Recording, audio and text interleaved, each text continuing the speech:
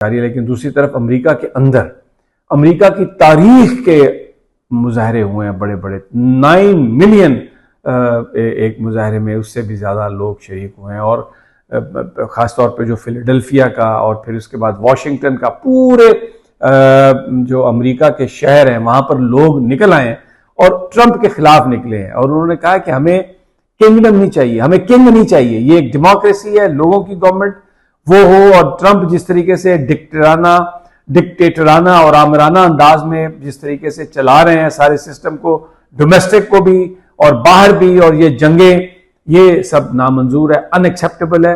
एक बहुत strong reaction आया।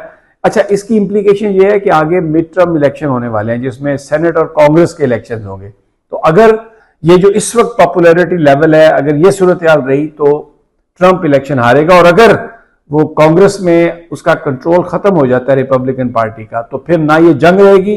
और जिस तरीके से वो कहता है कि मैं नालायक लोगों को और घटिया लोगों को और जो खुशामदी टाइप लोग हैं उनको अपने पास रखता हूं, उनकी तारीफ करता हूं, उनका मैं दोस्त हूं, तो उससे जान छूट जाएगी। लेकिन कितनी जग हंसाई है। सबसे ज्यादा किसका नाम लेता है डोनाल्ड ट्रंप? मैं आपसे सवाल करता हूं, हर तकरीर में कहता है कि वो भी फैंटास्टिक है, वो भी फैंटास्टिक। किसके बारे में कहता है?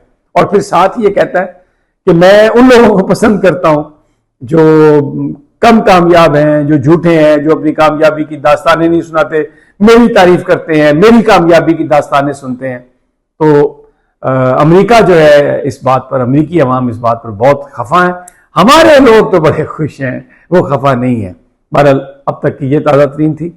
इजाज़त दीजिए, अगली वीडियो पे इंशाल्लाह जल्द मुलाकात होगी। अल्लाह ने